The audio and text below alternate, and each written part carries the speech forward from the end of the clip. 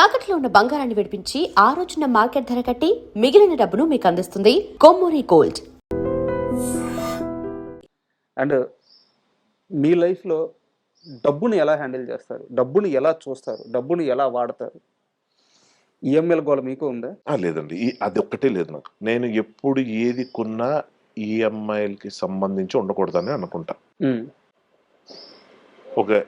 ఒక కార్ కొనాలంటే మొత్తం పెట్టి కొనేస్తే బాగుందని చూస్తా, which is actually financially wrong. ఇది ఈ మధ్య ఇన్స్టా రీల్స్లో వాటిలో కొంత ఎడ్యుకేట్ అవుతున్నాను చూస్తూ. ఇన్స్టాల్మెంట్లో తీసుకుంటే వచ్చే బెనిఫిట్, ఇప్పుడు 10 లక్షలు పెట్టి ఒక కారు ఒకేసారి కొనేసే కన్నా ₹1,00,000 డౌన్ పేమెంట్ పెట్టి ఇది ఇన్స్టాల్మెంట్ కడుతూ ఆ మిగిలిన 9 లక్షలు నా దగ్గర ఉన్నాయి అనుకో, ఆ 9 లక్షలు తీసుకెళ్ళి పలానా మ్యూచువల్ ఫండ్స్లో పెడితే ఓవర్ పీరియడ్ ఆఫ్ టైం అదెంత జనరేట్ చేస్తుంది, పైగా కార్ ఫ్రీగా కొనేసినట్టు ఉంటుంది. అలాగే రెంట్ హౌస్లో ఉండటం వల్ల ఎంత benefit instead of going for a own house.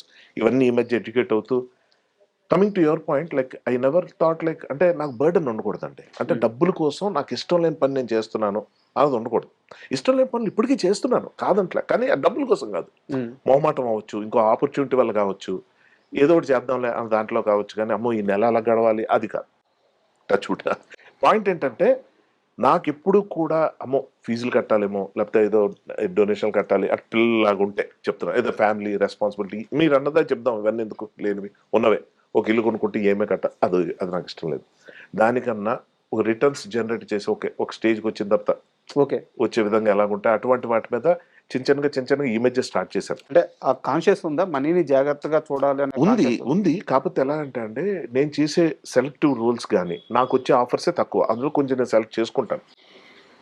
వాటిలో నాకు వచ్చేది నాకున్న ఒక లావిష్ లైఫ్ స్టైల్ కానివ్వండి, ఒక సూపర్ కంఫర్టబుల్ లైఫ్ స్టైల్ కానీ అలా సరిపోతూ ఉంటుంది.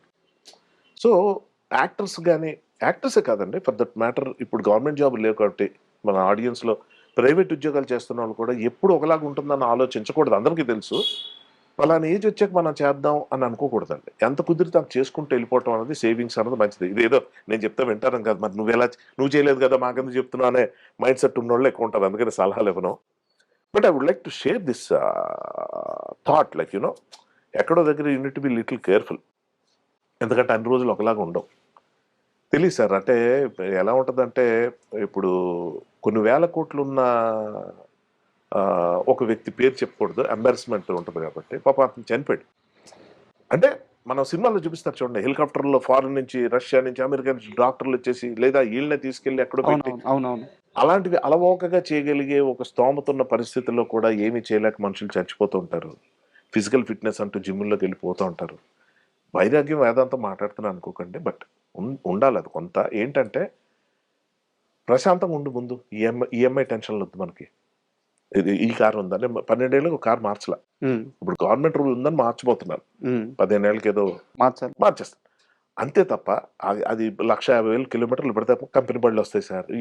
నేను చెప్తున్నాను కదా, ఊరికి అందరికి చూపించుకోవడానికి కొంటున్నావా, నీ కోసం నువ్వు కొనుక్కుంటున్నావా అన్నది ఒకటి పాయింట్. ఇది అర్థం చేసుకున్నాడు ఫినాన్షియల్ మేనేజ్మెంట్ ఎలాగుంటుంది అన్నది నాది అలాగుంది సార్.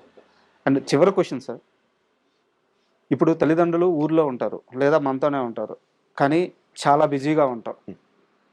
ఇంత బిజీలో ఫ్రెండ్ గారితో సిగరెట్ తాగడానికి టైం ఇస్తాం, సిట్టింగ్కి వెళ్తాం, లవర్తో సినిమాకి వెళ్తాం, భార్యతో షాపింగ్కి వెళ్తాం, రోజు మొత్తం మీద అమ్మతో కూర్చొని 10 నిమిషాలు మాట్లాడడానికి టైం ఉండదు మనకి.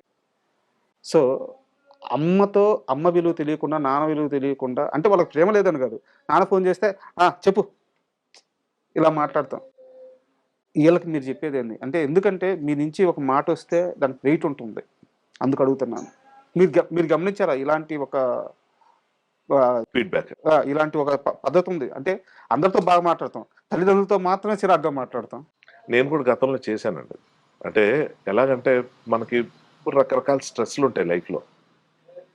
ప్రొఫెషనల్గా నేను మాట్లాడుతున్న కాలేజ్ డేస్లో నేను బిహేవ్ చేసిన తీరు, అప్పుడు నా ఎడ్యుకేషన్ బాగా డిస్టర్బ్ అయిపోయి, లైక్ ఎందుకు అది మనం సిల్లీగా చూస్తామా సీరియస్గా చూస్తాం, అప్పుడు ఒక love affair, relationship, what ever, అవన్నీ ఇప్పుడు సిల్లీగా అనిపిస్తే కానీ అప్పుడు అవన్నీ బాగా ఓవర్ రూల్ చేస్తున్న టైంలో అందరి మీద చిరాకు ఉండేది.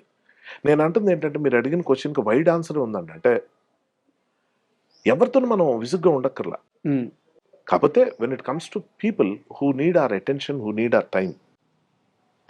ఇంట్లో కూర్చున్న మా అమ్మగారి గురించి, ఆవిడకి టీవీ ఇచ్చాను, కంఫర్ట్స్ ఇచ్చాను, ఆవిడకి అన్నీ ఉన్నాయి, అది కాదు.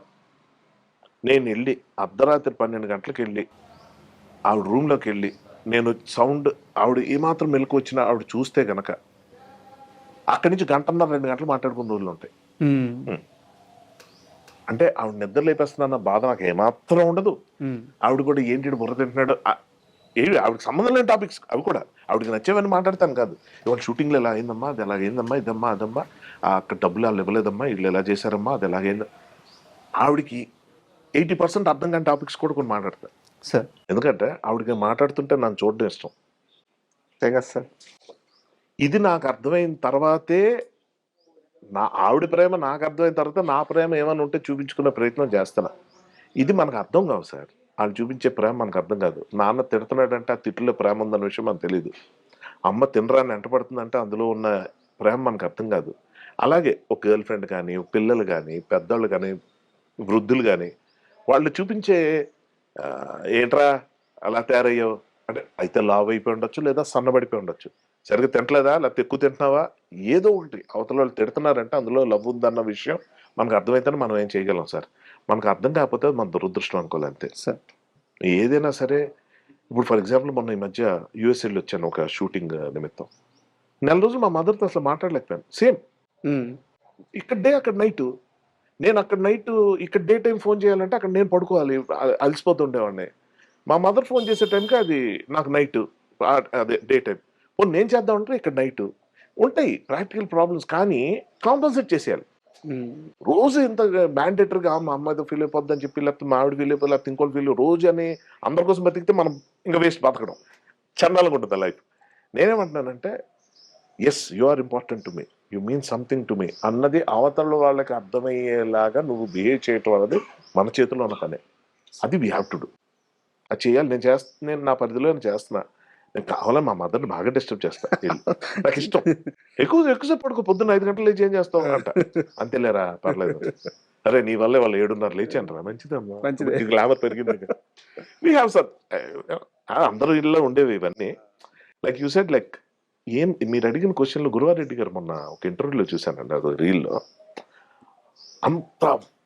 అన్ని వేల కోట్లు సంపాదించి అంత గొప్ప స్థాయిలో ఉన్న గురువారెడ్డి గారు, ఐఎమ్ టాకింగ్ అబౌట్, మీకు తెలుసు కదా, ఆర్థోపెడిషన్, ఆర్థో సర్జన్ ఆయన చూడని డబ్బు కాదు, ఆయన చూడని కీర్తి కాదు, ఎంత గ్రౌండెడ్ ఎంత సింపుల్గా ఉంటారు ఆయన. మొన్న ఓ భావోద్వేగానికి గురై చెప్పేది అంటే, నష్టం వచ్చిన తర్వాత చేతులు కాలేక ఆకులు పట్టుకుంటాం చూడండి, నిత్యం కొట్టుకుంటాం. అది డబ్బులు కానివ్వండి, రిలేషన్షిప్స్ కానివ్వండి, ఏజ్ కానివ్వండి, ఆరోగ్యం కానివ్వండి. అరే అది ఆ ఫుడ్ హ్యాబిట్స్ అలా పెట్టుకోకపోతే ఈరోజు డయాబెటీస్ వచ్చేది కాదు, ఈరోజు ఇది వచ్చేది కదా బాధపడి మనిషి ప్రతి ఒక్కడు ఉంటాడు.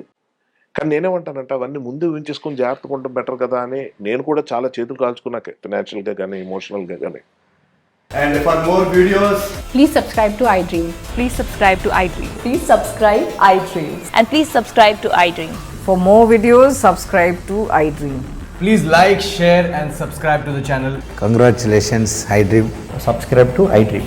Subscribe to iDream. So subscribe to iDream Media. iDream ki iDream team andarki huge congratulations. Please subscribe iDream Media. Please subscribe to iDream.